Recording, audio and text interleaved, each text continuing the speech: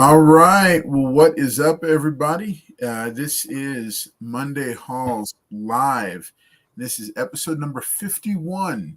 We used episode 50 last week to go over our post show from Dallas Fan Expo. Shared a lot of cool stuff that we picked up. Make sure you can check that out on the channel. You can go back and rewatch it. It is on the channel and available. We do have a playlist for it just for our comic convention coverage. So make sure you check that out. Also, just a quick reminder that we've got a few different shows going on. Monday Halls Live happens on Mondays. You are here for that. It happens at 10 p.m. Central. This is our time when MT and I get together, and then sometimes we'll have additional folks on as well, and we will share the pickups that we've done from the past week to week and a half for new and old vintage comic books. So you're in the right place if you want to see the books that you should be paying attention to. On Wednesday nights, we have the giveaway show starring Paul Comics himself. That's Wednesday's streams at 10 p.m. Central. We'll always do a couple of giveaways, and then we will be announcing or we will be making live the entry video for the 850 subscriber giveaway. Also, last but not least at all, Friday features go live at 10 p.m. Central on the Fridays that there is one prepared. That is a mixed bag of different stuff that includes top 10 lists, creator interviews, convention coverage, all kinds of different cool stuff, all related to the hobby that we all love and are passionate about, comic books. So make sure that you check that out as well. And it is good to be here. Oh, one more quick shout out for something we got going on. Comic collecting for beginners. In case you didn't know, we do have a 4-part video series that's here on the channel for new comic book collectors. And it's great tips and some cool stuff that will that's a good starting point for anybody interested in the hobby. So those are the things I've got. Let's go ahead and reveal. Here it is. I'm here with you, and here's MT as well. We're glad to be here tonight and just share some books with you. Make sure and drop us a hello or something in the chat. Let us know what's up. Let us know who's here, and we'd love to shout you out. What's up, Sweaty Nation Comics? Good to see you tonight. Glad that you're here with us. And then let's see whoever else pops in, and those on the rewatch. Hey, we're always glad when you stop by and check out the comic books that we've been picking up. And you also get to hear some good background on the different comics and why they're books worth picking up right now. So let me go ahead and show this real quick. What's up, Flynn Games? Good to see you tonight. Glad that you're here. All right, I'm going to go ahead and jump into solo view so I can show you the book that is up for giveaway. I'm going to be doing this as a giveaway. The entry video, I promise, will go live this Wednesday night. And then next week's giveaway show will be when we do the wheel to give this book away. But this won't be the only giveaway. There's a couple of other books that I've got scattered around here that will be giveaways for that particular show. And I can tell you that there will be some classic books as well as new books. Michael's Comics, what's up? Good to see you. Glad that you're here. I'm glad that you guys are hanging out with us tonight. So, hey, we're going to go ahead and get it started. And I'm going to see, MT, you got a couple books to show us off for this first round? Sure. I got a couple things to start it off here. All right, let's jump over to MT here. Okay, so I showed you guys last week. Last time I was on, I had this kitchen sink box that had a bunch of different comics in it, right? So, of course, when I get one book, I got one copy of 2001: A Space Odyssey. I love the movie. I'm like, well, all right, well, now I got to start filling out a run. So, it was a really cool series. Obviously, this movie was huge, a pivotal movie in pop culture and science fiction was 2001: A Space Odyssey. So I went ahead and got a run to start off my collection. So this is number 1, number 2. And of course, you can tell whose art that is. That's good old Jack Kirby. very Kirby-esque art. He's very easy to pick out. Kind of blocky feet. He always does, right? You can see the feet. Feet and hands are a real dead giveaway of who an artist is. But really cool science fiction stuff in here. And for those of you who don't know, the first appearance of Machine Man is actually in 2001: A Space Odyssey, number 8. So this is the first full appearance of Machine Man, who plays heavily in the Marvel Zombies series. He's kind of like a B-lister type hero, but a pretty interesting character. And then that's Machine Man 2 there. So that was the first thing on my list out of that kitchen sink that I decided I wanted to fill out a run. I love the movie, so it's kind of hard to not get something as iconic as this in as far as our culture goes. I saw this Defenders book, and I really like the art on this. It's got those little cutaway dolls. Oh, My wow. sister used to have these little fashionista dolls where you would cut out different outfits and bend the tabs over and stuff. But I really like the armor design on this. Yeah. So this is, of course, I'm a huge Valkyrie fan. This is Dragon Fang, her sword. So this is the original Brunhilde Defenders or Valkyrie in the Defenders series. But I thought that armor design was fantastic. That's a I don't really know cool who the cover. artist is. Yeah, isn't that cool? That's really cool. I like that a lot. Those paper doll ones are pretty neat. Did they do more of these? This is the only one I saw like this. So I mean, not by that artist and not at this and not of this time period, but I have seen them done before. Those and like the mask cutout covers. Oh, okay. They're Yeah, pretty cool. right. What's up, Michael? Good to see you.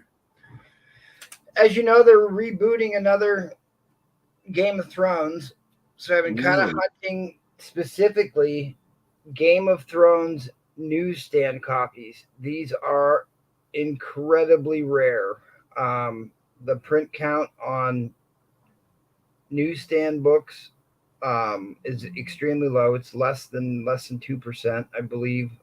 For most of the books, I think number 1 might have been a little bit higher, but this is number 2. I was able to get this week to keep adding to my newsstand edition of George R.R. Martin's classic Game of Thrones from Dynamite Entertainment. I've got some Wonder Man. I know Wonder Man's the big rage right now. I'm going to say Wonder Man for the next segment, so I'm going to kind of stick with the odds and ends here. I got one of Carlos's all-time favorites, and yes. I will say I've been buying this book specifically on Carlos's enthusiasm behind this one. Was kind of hoping for a little bit higher grade on this one, but still a very nice copy of White Tiger. First appearance of White Tiger in the Spectacular Spider-Man number 9. A great key to add to any collection. I love that book. I know you do. I bought another couple copies of this. I kind of like I like the Lego variants that they did for some reason. I've got a buddy who owns a vintage toy shop. He sells a lot of Lego stuff. I bought them thinking I would slab them and do a consignment, and then now I can't let go of them. But Key Collector has this new category they set up that's called Heavy is the head that wears the crown, I believe. So it's like people who sit on the throne on the cover. So I've been kind of putting together a collection of people who sit on the throne on a cover, and this is one of my favorites. It's also the first appearance of the League of Realms, which in the Thor trailer, when they have the Pantheon and where Thor gets his clothes knocked off, whatnot, that is actually a representation of the League of Realms. This is the first appearance. I think, what number is this? 14. God of Thunder 14. And this was a ratio variant, Lego ratio variant. Other things I'm picking up right now, like everybody else, Doom and Submariner. And one of my all-time favorite Doom and Submariner books is Giant Size Supervillain Team Up number 1. You cannot go wrong with this book. This is a fantastic read. It's a great book. So I got number one and number two that came in this week. I got another one of my all-time favorites is Man Thing versus the Glob, and I have the first appearance of the Glob back before it was Marvel, which it was Atlas. In this one, that's the Journey into Mystery number 72, the first appearance of the Glob, and he fights Man Thing in the first one. I got another copy of my main man Howard the Duck, and Red Sonja's in this one. This is the first Howard the Duck in his own series. This has always been an incredibly hot key, pretty valuable book in the higher grades. Got another copy of that. And let me show. Actually, I'll get to that next segment. So I think that's good. We'll let I'll kick it over to Carlos here. I've got a couple more books to show, but we'll turn it over to Carlos here for a little bit. How's that?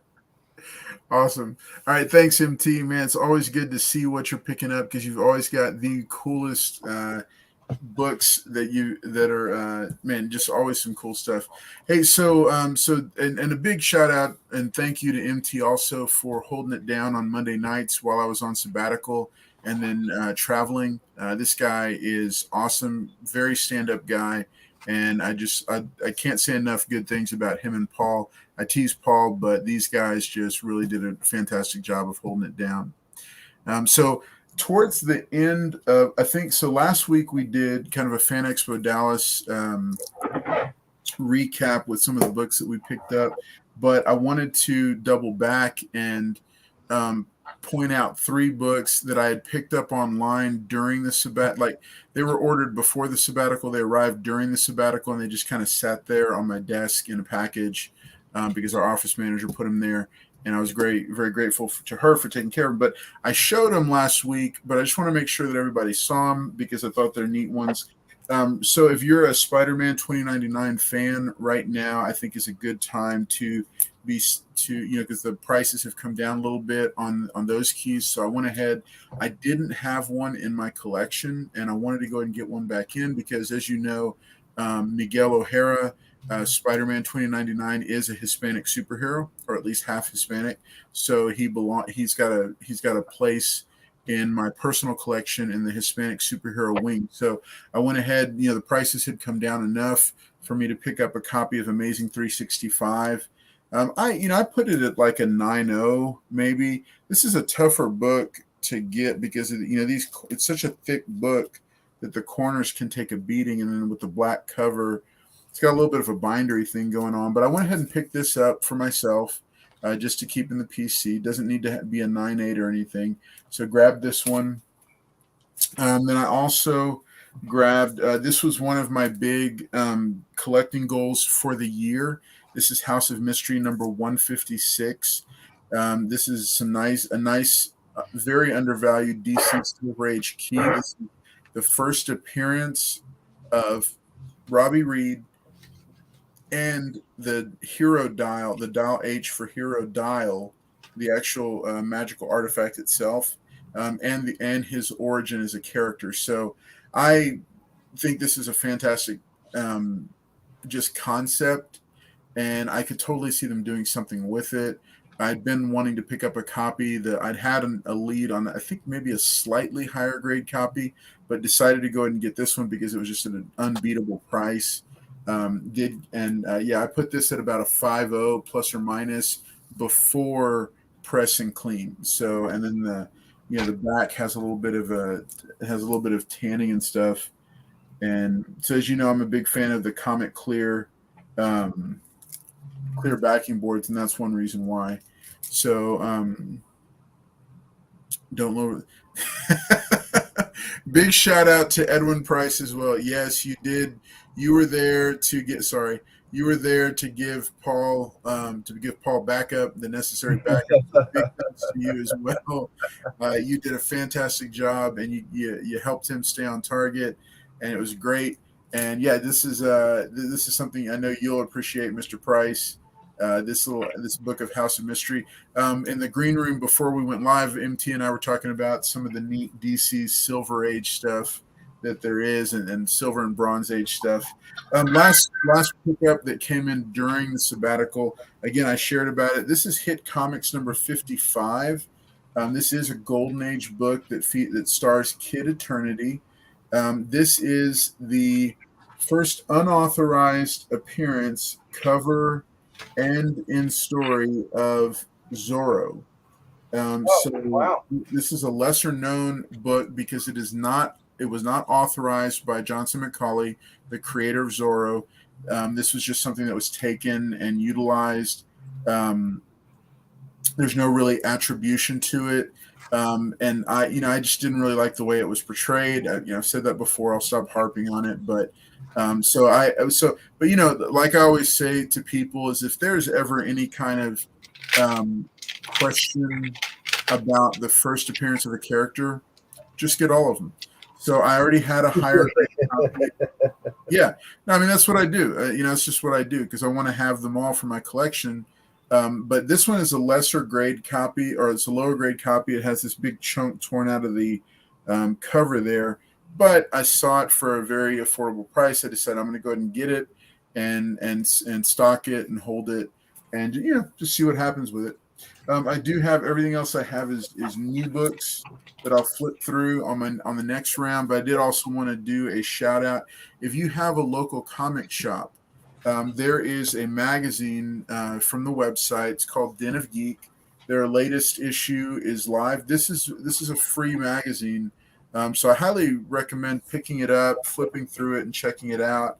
It's always got good news. It gives me nostalgia feelings for like Wizard magazine back when when Wizard was a thing. Yep. So it's neat to pick it up. I always make sure to pick it up. I always make sure to showcase it in whatever episode of Monday Halls Live. So shout out to Den of Geek and shout out to Bedrock City Comics for always keeping stacks of these available for the patrons. So I'm going to go ahead and toss it back over to MT for his next round and see what he's got. Okay. All right. I do have more cold open books that got delivered today. It was kind of light. I think I only got 3 or 4 packages today. So we'll do a cold open on those. But this is a really cool series I kind of want to spend a little bit of time talking about. What's up, Immortal Biggie Shack? Quick shout out to the chat. Oh, yep. And Price, good to see you. Biggie Shack. Michael's here. Sweaty Nation. Twin Games. Good to see you guys. Thanks for tuning in. After the event of the House of N, when Wanda killed off all of the mutants except for 198 mutants, they had a title called 198. This was basically a way when Joe Sakata and who's the other editor at the time? Help me out here. Michael would know. They rebooted Marvel. They wanted to go back to a continuity model, right? So there was way too many mutants out there. So they wanted to kind of make it more manageable, right? So they had Wanda say no more mutants and killed off all the mutants on the planet or did away with them or removed their powers, whatever it was. There was a couple different scenarios for different people. So they were really concerned, the X-Men and the mutants, because no more mutants were being born. This was a serious problem. So all of a sudden, Hope Summers was born, the first mutant born after the White event of Wanda. And there was this Predator X kind of like dog demon thing that was hunting this baby, right? So Cable comes back and he takes Hope Summers and is also pursued by Bishop. And he's jumping through time, but he can only jump forward in time because he's got a time travel device in his mechanical arm. He's got a version of the techno-organic virus, which gets into Apocalypse. Getting into deep cuts here. But at any rate, the art in this book was absolutely stunning. So many of the modern books I pick up today, the interior art is abysmal. That's not, not many books seem to had the care that this had. The story was absolutely excellent. The way they portrayed Bishop, he is a total badass in this series. He really is. And they go into strife. So he's protecting Hope Summers as she's growing up, and he's kind of training her to survive in this rough world. See, that's Bishop right there. But the artwork in this was Olivetti did most of the artwork, I believe, on these covers. Michael, I'm sure will school me if I'm wrong here, but like a lot of the artwork you see on the covers, you also see on the interiors. Kind of like when Isaac Ribic did the outsides and the inside. So here's Bishop, how Bishop is portrayed in this series. So Hope Summers is going to be the future of the mutant kind, I guess, the future of the mutants. So she's being trained. Here he's got this little to protect her. He's got her in this little protector pod thing, you know. It was really neat story, and then this shows the lineage here. This is Addie Granov. I always say his name wrong. Addie Granovi, something. You can always tell. Eddie Granov. He's got a very realistic art form. His shading is phenomenal. His shading work is something to really be appreciated. He did my all-time favorite Venom cover in the first appearance of Anti-Venom, the variant cover for that. So at any rate, I loved reading this. I bought the entire series. I read it. And if the interior art is really good, it makes up for a little bit of the story and makes it so much more engaging for me. So this was one of the ones that I absolutely adored when I was buying it off the shelf month to month, or I had it in my whole box at the LCS back in the day. So anyways, I really highly recommend you pick up a trade, read this. It's a great story, a pivotal moment as far as Marvel. I mean, this is when Marvel was, I think, at the peak of storytelling and artwork, is during this time period. House of M kind of dwindled down in Secret Invasion, but this was in that time period between the House of M and Secret Invasion, and some really cool stuff was happening in Marvel at that point in time. They were kind of rebooting everything. Let's do my couple cold opens here, and I'm going to get into some Wonder Man stuff, and I've got some other really cool stuff to show you guys. So my cold open this week, a lot of these are Paul Comics recommendations. I bought these books specifically because Paul Comics told me to. So if they bomb, you know who to blame. Right. He's been talking up that there were Easter eggs or keys to Clintar that's going to be in Guardians of the Galaxy, which is the symbiote, or possibly even in the Thor movie here with Gore the God Butcher. The first appearance of Clintar, which was a retcon of the origin of Venom and the symbiotes, and therefore null.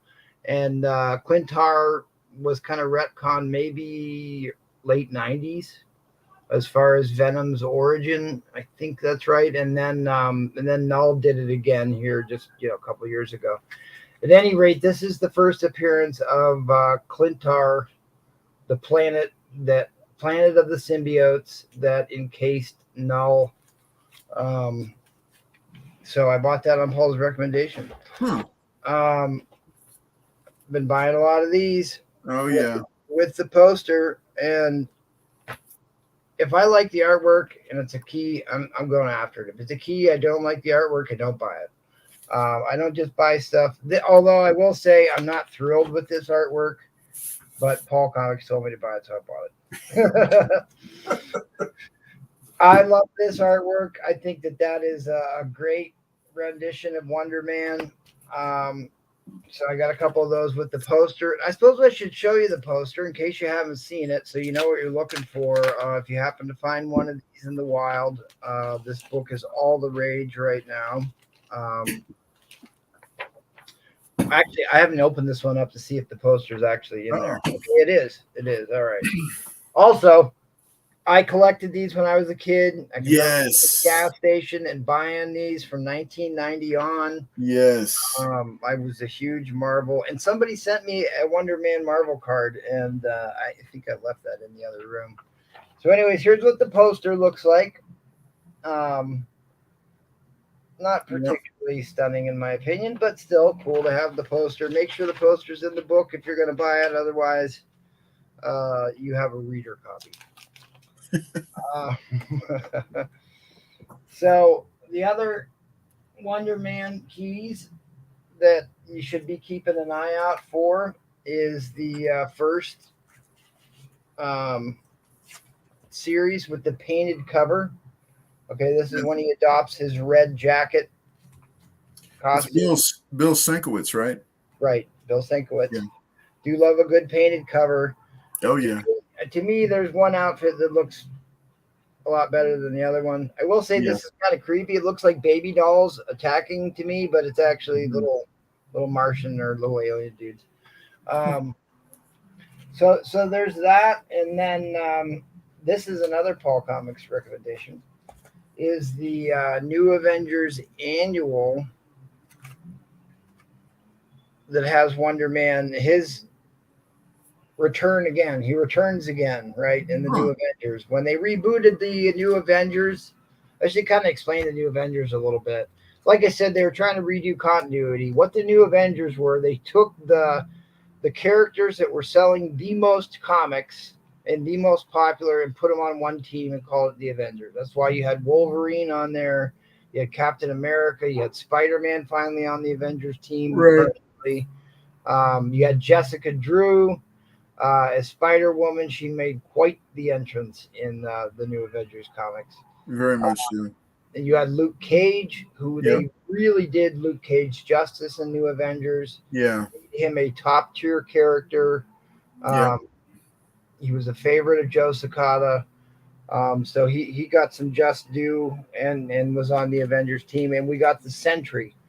And Yes. maybe one of Yes. these, maybe next week I'll pull out some Sentry books and we'll discuss Sentry because he's a pretty interesting character and his dynamic and how he got introduced into the Marvel universe.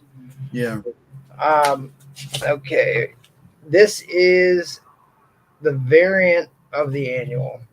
So you got the A cover and then you got the variant of that same book. I'm still kind of collecting some Black Panther stuff. I got a couple of variant covers. Nice. I've been buying a lot of copies of. Well, maybe I'll save that for another show. We got enough stuff to talk about. Okay. Let's see what else is in my cold open here.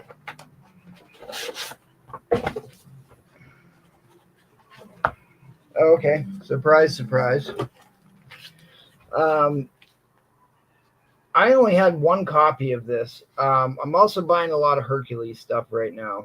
They keep, and I can't tell if these are official things. There's leaks. There's like fan stuff about who's been cast as Hercules in the MCU. So I've been picking up a lot of early Hercules appearances. This would be one of them. This is in giant size store. I went through my boxes and I found I only had one copy of this, which is a mortal sin. So I went out and started to buy more copies. This is another great book. Grey Gargoyle is a longtime foe of Thor. His first appearance is in high grade is almost untouchable right now. You cannot find them because his first appearance is also the first appearance of Carnella, the Norn Queen, who is still rumored to be in the movie. And she's a very interesting character. What else I've been doing, and some of this has been, I should show this real quick. I think I did show this real quick the other night. More Hercules, right? I got an extremely high grade set of Champions. I've got a couple copies of this, but I didn't have any I thought would be like 9.4 plus candidates. So I managed to pick up two of those. One of them I'm going to keep for my PC. The other one I'll probably let go of. So I put together a set of the first 6 issues. I love this cover. I think this is a cool team. It was an interesting dynamic in Champions. It's kind of an often overlooked run, but a very, very cool cover and an awesome key to have in your collection. So we'll flip through and you can kind of take a look at Hercules and see Hercules. Another really cool thing about Hercules, all right, he was kind of a doofus. He's a philanderer, sleeps around. He was never portrayed as being particularly intelligent, and even in the myths, his 12 labors, he was easily duped or manipulated in certain ways. So they kind of portrayed that into the comics. And when he goes, and I think that this is the great, obviously same time period, really awesome time period for Marvel. One of the greatest stories. I bought this comic every time I saw it because the story in this is so good, so good. This is when Hercules really came into his own, where he goes to fight the Skrull gods. I mean, it just, I even gives me shivers to think about the finale of this story. I've been showing the first appearance of the Demiurge on the auctions and stuff. If you read this comic book story, you will understand how important the Demiurge is, and that Mikaboshi rules. But they also have the Aztec god, who plays a pivotal role in this story. Very cool character. Very cool character. So some of this has been hunting in my own long boxes. I've been kind of like fishing out a lot of my extra copies of What If. I'm trying to fill out multiple What If runs to get my duplicates to possibly pass them along to the community here. These old What If books, some of these just have magical covers to me. There is something magical about Bronze, Silver Age, and even early Copper books. And these to me have some of that magic. Some of these early ones, What If Thor and Conan, What If the Avengers defeated everybody. It was such a cool. What If was such a cool concept. It's like, it really is. What picked up off the cutting room floor, or what would happen if things went a little bit different direction. I've got the classic shirt from Captain America for President, a vintage one. I used to wear that for years and years. This is a cool one to have. I think this one will be important when we start to see Kraven. Early reports say maybe not so good, but let's hope for the best for Kraven. Apparently and I can understand why there may not be a wide appeal for a big game hunter, but at the same time, he is supposed to be a villain. He doesn't need to be an eco warrior. He can be a big game hunter and be a villain, but we'll see what happens. One of my all-time favorite covers. What If X-Men with Storm and my man Throg. I mean, this cover, I'm telling you. When Storm got the powers of Thor, there's an annual Avengers Annual where she's on the cover with this outfit on. She is rocking the house in that issue, and you get to see it again here. So I'll try and get through this quickly here.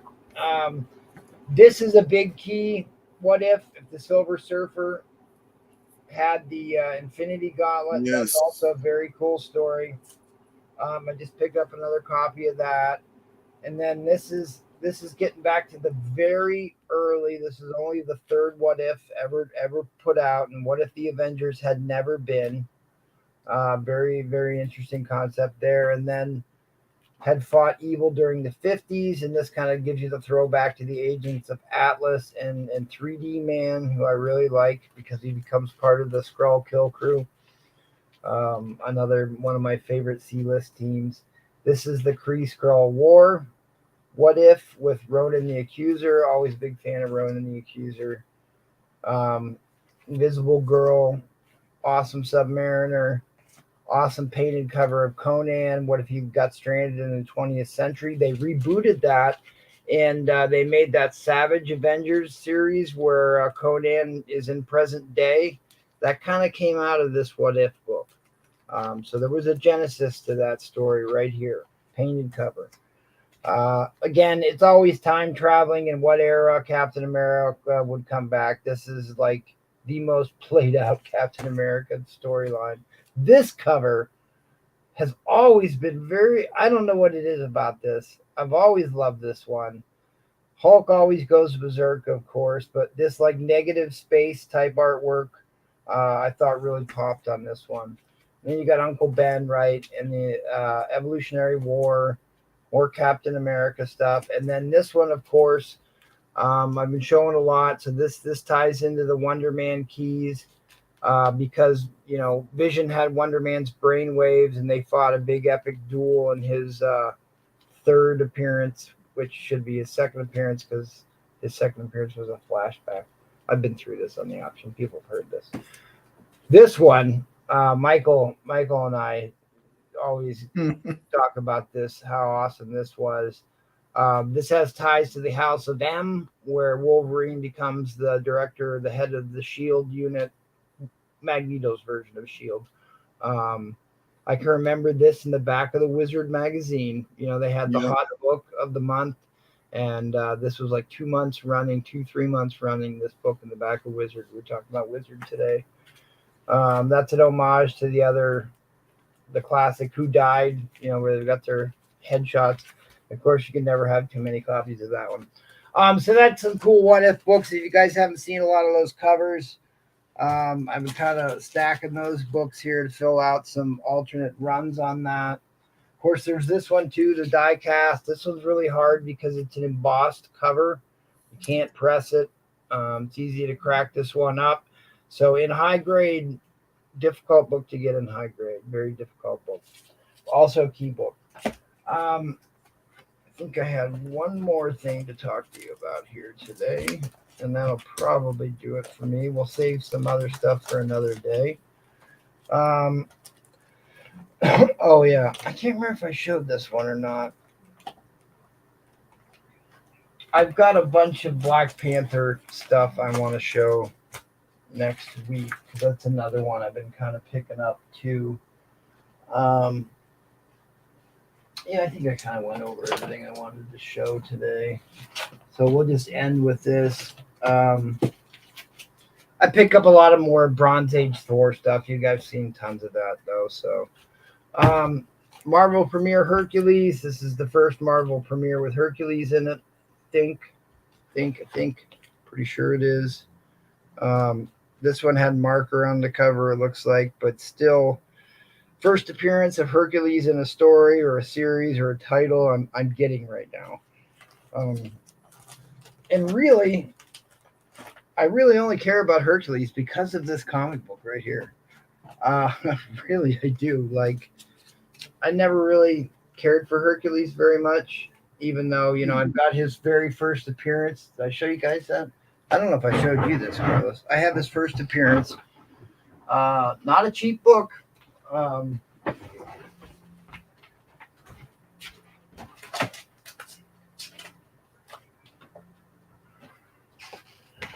This is also Machine Man #1, first self-titled, but like I showed you before, his actual first appearance is in 2001: A Space Odyssey.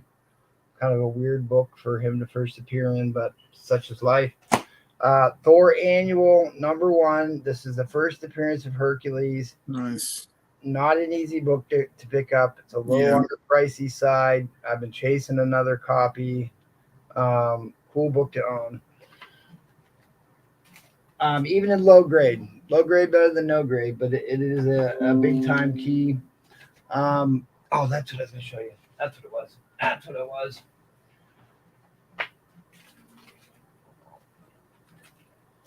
So, like I've been saying, what I consider to be the peak of Marvel, their absolute best writing, artwork, everything came out of this period. And the other big groundbreaking series was Generation Wave. and it rebooted the cosmic characters. Like Carlos and I was talking in the green room before the show about what. I can't really get into street level crime guys too much. I tried to get into Batman a few times. It's just not for me. And everybody can have their own taste, and there's nothing wrong. I've got a lot of respect for Batman and what he's done for comics. But I'm big into cosmic characters, big themes, a lot of science type stuff. Annihilation rebooted the cosmic realm of Marvel. And it was a pivotal series. You got the new Guardians of the Galaxy. That the movie came out of that. Kind of made Nova a top tier character because of Annihilation Wave. Certainly, Star-Lord was nobody before Annihilation Wave. Star-Lord was at best a C level character nobody cared about. So he became to his own. So, anyways, I've been picking up the what ifs from my favorite big series of what I consider to be the best period in Marvel writing, beside the the initial concept of the 60s and bringing these characters to life. But this is a phenomenal book. I can't remember if I've talked about this before. What if Doctor Doom? When we think of Doctor Doom as evil, right? And what he does with the Infinity Gauntlet will amaze you. This is a very cool story to read. It's not going to end the way you think it's going to end. A very cool introspective into who Doctor Doom might be under the mask. Again, Disassembled. This is when they were breaking down the Marvel universe that led into the House of M and Scarlet Witch, and made her, because they could never really figure out her powers. She had hex powers. They could do this in one run, they could do this in another run. They were always kind of hokey. They never knew what to do with her. And during Disassembled, the House of M, they made her essentially a god tier character. And that's the Wanda we've seen in the Doctor Strange movie, stuff like that. Although she's still not as powerful as she was in the House of M, but I love Scarlet Witch, great character. The what if Disassembled. So these are the couple big what ifs from, I think, some of the best stories Marvel ever did. Outside of the Silver Age, Edwin Price, I know, hold your breath. Outside of the Silver Age. I want to get those mean texts. So at any rate, that's what I got going on. I ran a little long here. I appreciate you guys hanging up. You got any questions for me? Or Carlos, please throw them in the chat here, and we'll try and answer any comments. Flynn said, I weirdly like Hercules with the Avengers. So, I did. I just he never really stuck out to me, and I really cared about him too much. He was always kind of a bumbling doofus to me until that Secret Invasion story. And it was a 180 flip. I still shudder to think about how he ends that story. And the interior artwork in that run, phenomenal. Romita Jr. did the covers. I'm not a Romita Jr. fan. I'm sorry. But the interiors were not done by him. So, or not all of them. He did do some of them, but it was a great run. Yeah, when you held those up, I was kind of shocked that those Romita Jr. covers were on it, because I was like, ooh. Right. And so, but I should open them up so we can at least look at the inside. Where did I put those? It is, and the other thing about this period in Marvel, and even into Gore the God Butcher, they were not afraid to get a little graphic, a little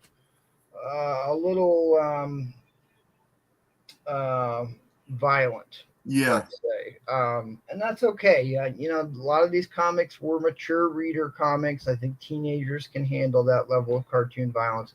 Mm-hmm. The world is a violent place. So it's not terrible to kind of reflect that in our art. Where did I hide those books? Dang it. I have been getting more of these too, but I guess that'll play into next week's Black Panther stuff. Yeah. Another book I've been picking up en masse.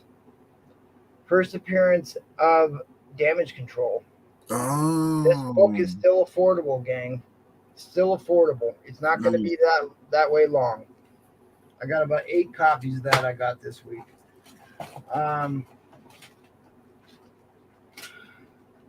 I guess I'll flex on that one. Oh, wow. She's a candidate, baby. She's a candidate. Man. This is one of my Grail books, all-time Grail books. Oh yeah, here we go. I was talking about this before. This is the T-shirt I have. Nice. This is kind of Nixon era comic book, so kind of cool. Where did I? Okay, there. Sorry, I found them. This isn't like the end of the story. This is kind of the beginning of it. Oh wait, never mind. It is the end of the story. So you can see the interior artwork is a little bit different from the focus, a little bit different from the John Romita covers. You know what I mean? Yeah. Like I said, good interior art will always engage me a lot more. So there it is with the God Squad, which is different from the God Squad in the Thor comics, but I'm trying to remember the Aztec guy's name. God, I can't remember his name. Snowbird is in this from Canada. She's a really cool character. There's the Demiurge. The Demiurge, spoilers, the Demiurge tries to eat one of the Skrull gods. Doesn't go so well for him. But at any rate, great interior art, great story. This is, it's a good story if you'll go back and read it again. Mm-hmm. And if you read it a third time, it's really good. You read it more than that, then you've got yourself magic. And if they could ever bring this story to the screen, man, oh man. This is also when Amadeus Cho became a key character. He was kind of a nobody before this run. He's like the sixth smartest man on the planet during this run. That's kind of his name to fame. He would go on to become the new Incredible Hulk. If you guys didn't know, spoilers on that. But he is... Hercules used to have a little, like a younger boy companion, kind of like his steward, or a knight would have a squire type thing. That was a very common thing throughout history. Hercules had one in his mythos tales and actual mythology, and Amadeus Cho kind of fills that role in this series. So it has ties back to actual Greek mythology. So at any rate, I'm running long. We're almost at the end of the hour here. I'm going to turn it back to Carlos to kind of wrap some things up. But thanks for watching, guys. Appreciate it. Yeah, awesome. All right, thanks MT again for another massive haul. MT gets stacks of books in by the week, and that's one of the reasons I asked him to be on Monday Hauls Live. Because he's always got cool stuff, and he's got fantastic insight into the books that he chooses. So right now I'm going to run through a couple of books. Just also want to say, hey, what's up to Mr. Collector? It's good to have you with us. I hope you're still tuned in. For Pete Sake, glad that you dropped in as well. And Comic Book Report, it's good to see you back active. I know you'd taken a break for a little while, but yeah, great stuff. As always, thanks, MT, again for that. So I think Michael had asked just for a quick recap of books I got signed by Jim Lee. I'll do that very quick. I did show him last week, but I'll show him again. So this is in the top 10 Wolverine comic books worth picking up video that I did. This is one of them. So you should go watch that video and see it. So this is a two-part story written by Carl Potts and illustrated by Jim Lee. He did both the covers and he did the interior art. And this is one of the most undervalued sets of key books that I know of when it comes to Wolverine, because you can still pick both of them up in fairly high grade for $20 to $25. That probably won't stay for very long. But the neat thing, this is the first meeting of Wolverine and the Punisher. And the Punisher.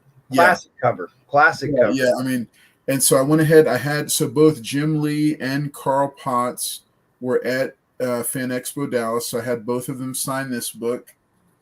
And then I'd already had Jim Lee sign this book.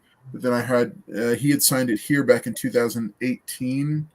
and then I had Carl Potts sign it here on Wolverine's thigh. So I'm very excited about having these for the personal collection. Super fun story. I love it. I also had there's a collected edition. It's just the 2 books that I had Carl Potts inscribed for me. He was nice enough to do that for free. So other 2 books, some of you knew that I had bought from Strictly himself, X-Men #1, the Gatefold edition with Chris Claremont already signed. So I went ahead and added Jim Lee's signature to that book. And then issue #2, he'd already had Chris Claremont sign it, and then I had Jim Lee sign it as well right there. So, and that is still the top-selling comic book of all time, right? That X-Men. It is. The number one. The number one is still the top-selling book. So it was very exciting for me, because I'm a kid of the '90s. When it comes to comic books, that's when I was a younger teenager, and so, just all through teenage years. But yeah, these super high nostalgia value for me, and I love raw signed comic books. So when I had the chance to pick them originally signed up by Strictly, I got the Chris Claremont ones, and then I went ahead and added Jim Lee to it. So these 2 from that run, or I had a complete run, but now to have them autographed for the first 2, I'll be selling off the raws that are also high grade but unsigned. This was one I couldn't pass up. This is just a fun cover. I don't know how much the book is worth itself, but this is a very minty, fresh copy of Batman Fortnite 0.3, now signed by the cover artist, Jim Lee. And you can see this is 2 of my favorite characters of all time, Batman fighting it out with Snake Eyes from G.I. Joe. 2 original cover and done by Jim Lee, so I couldn't pass up on this one. Right. And the last one I got signed by him was Infinite Crisis #5, the Jim Lee variant. First appearance of Jaime Reyes as Blue Beetle. And so he signed that right across there. This was not a contender, so that's why I went ahead and had it signed raw. Because there was no way it was coming back in 9.8, probably wasn't even coming back in 9.6. Well, maybe a 9.6, but you can never tell with CGC these days. So very excited about this because this is a personal collection anyway. Personal collection book anyway for the Hispanic superheroes wing of my collection. This is now a prime piece for that as well. Couple of speaking of Hispanic superheroes, if you haven't picked it up, it just came out last week. Primos #4, the conclusion to this 4-part series by Al Madrigal. I went ahead and grabbed a couple extra copies. I may be doing one as a giveaway at an upcoming giveaway show. I also have more of the free comic book days editions from our friends over at the Comic Vault that I'll be giving away in upcoming giveaway show editions. But if you haven't picked it up, these are still very easy to find at cover price. It's only 4 issues. The trade paperback will come out, I think, on July 27th. But because the single issues are so inexpensive, I highly recommend picking them. Great story. The thing I love about it the most is because the Hispanic superheroes in the story, their power set and origin is tied to their culture. I love it when Hispanic superheroes have that going for them. And they also, not a single one of them needed a sombrero to use their superpowers, and I greatly appreciated that as well. You said that the Primos trade paperback doesn't come out till the 27th? Yes, of July. Yeah. I think I just saw that it was going to ship next week. Really? I pre-ordered it. I could be wrong, but I thought I saw it. I was just going to say, I pre-ordered. You what? Whoa, MT, you there? I think he just accidentally booted himself off the show. Okay, hopefully, wait, there he is. I was so excited. I threw myself off the string. I'm so excited to get my copy of Primos. I will have to look into that, but I think it was well worth the pre-order. I'm excited. I'm really pushing to get down to Chichen Itza here in the next year or so. Mayan and Aztec ruins are at the top of my bucket list. Nice. I've seen quite a few Seen quite a few throughout the Yucatan, but not some of the big ones. So I'm hoping to do that here Wow. next year or two. Now that travel restrictions have lightened a little bit, but so I'm excited to read Primos. Really excited. Good. I'm excited for you to read it too. I want to hear what you think about it. I really do. I think it's a really authentic story that feels, yeah, it's typical of like an adult writing a teen voice. So there's a little bit of that in the first couple issues, but I just got sucked into the story, and I love again the whole Mayans in space thing. That's just a Yeah, really cool. That's just a cool idea. very chariot Um, to the gods, right? Speaking also of nostalgia, in case you and books that you may not have seen, The Rocketeer, The Great Race, issue number 3, just came out last week. I'm also a big Rocketeer fan. Loved the original movie. Enjoyed all the comics since Was then. that not? Wasn't that like a TV movie, The Rocketeer, the first one, and then they made No, it into a motion film after that? no. To my knowledge, it was theatrical first from Disney, but it's possible there was some that they did try a TV movie version of it. My I don't. sister absolutely loved that, and she had it on VHS. She used to rewatch it all the time. Huh. And maybe you're right. Maybe it was a movie first, and then it went to TV. But for some reason, I thought it was the other way around. I was trying to think about that because I was going to call it up on YouTube and watch it because she used to watch it all the dang time. But it was cool, cool concept, cool golden age feel to it. You know, he's a cool character. He really is. It's a fantastic character. And just and Joe Johnston is just the king of nostalgia films. He did October Sky. He did Captain America: The First Avenger. He is Right. great when you give him good material in the like from the 30s, 40s. Period Uh, superhero film, right? I'd love to see him do an Indiana Jones film. He'll Oh, never get yeah. he'll never get to, but because there's too many guys in line ahead of him. But I would love to see what he would do with it because I know it'd be a knockout. So also some of you know that I've raved about Nocterra. So I picked up the 3 covers for issue number 11, which just came out. This is also another really cool story, really cool concept.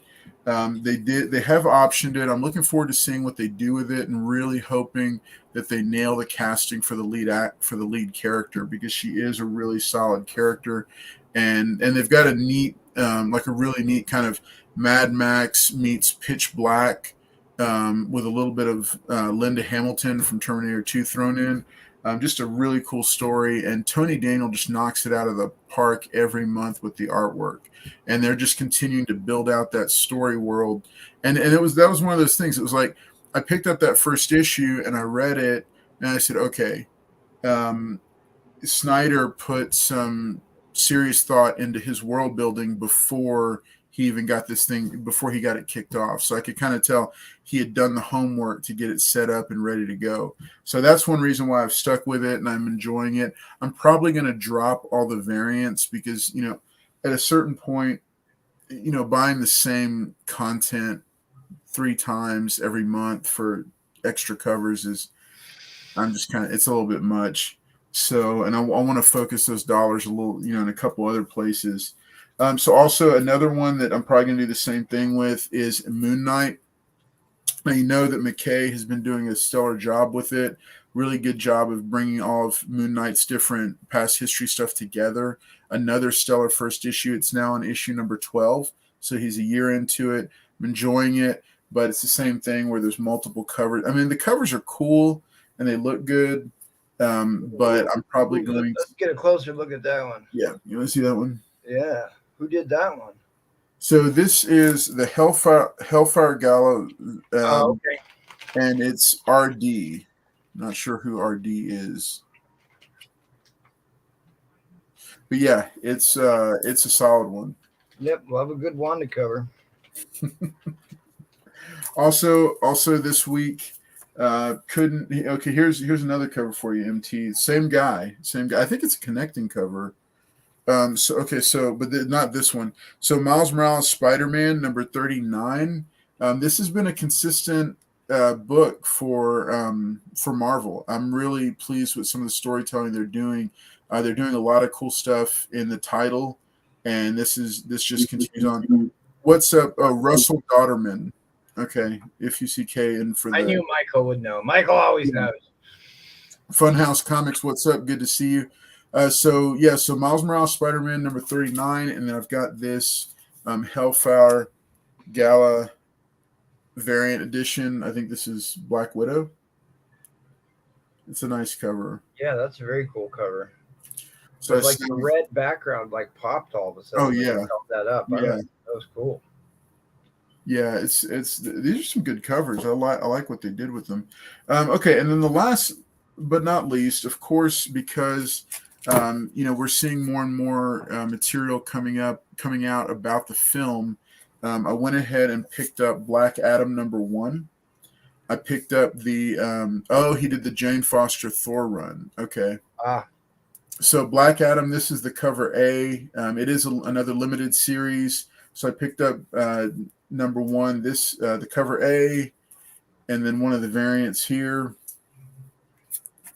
another variant, and the fourth variant. And I went ahead and did that just because I wanted to get the set initially, and then what I do is I can always either sell them or use them as giveaways. Sure. For upcoming episodes. So yeah, those are my hauls for this past couple of weeks, and those are all the books I had. Again, can't recommend Primos enough. It is it's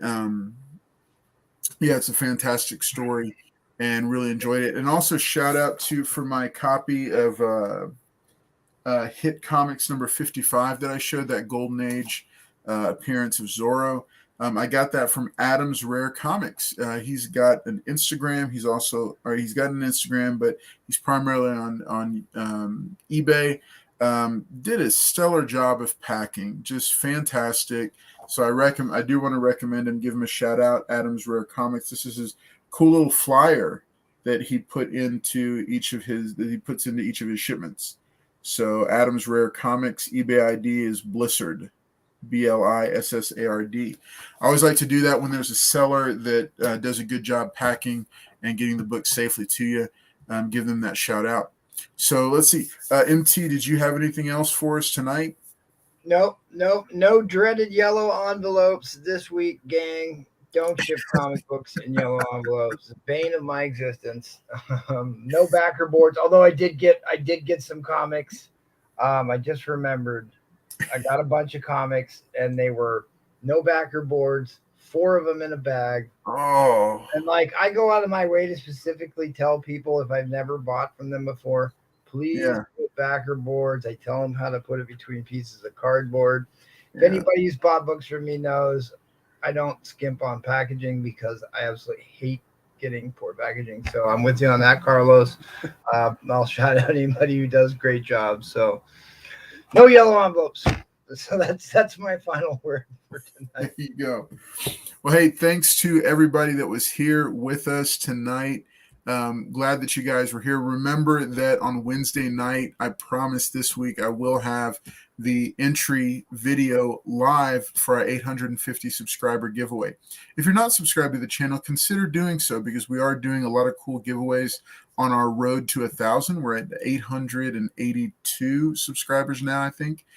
So we are approaching 900, but our next big milestone giveaway is going to be 1,000, and we're going to blow it out for that. I have plenty of cool giveaways. I'll have plenty of people on the panel for that night when we celebrate it. And so I'm looking forward to it. The goal is to break 1,000 by the end of August. Can it happen? Do you think so? I think so. But I'm excited about that. So, hey, thanks for tuning in. And this is both MT and I saying have a good night, and make sure that you keep collecting those comics, keep reading those comics, and read those comics. Yep. And keep interacting with us here, because we love to talk with you and chat with you. And thanks for being here tonight. And we'll see you on Wednesday night for the giveaway show, 10 p.m. Central. See you then. Thanks, guys.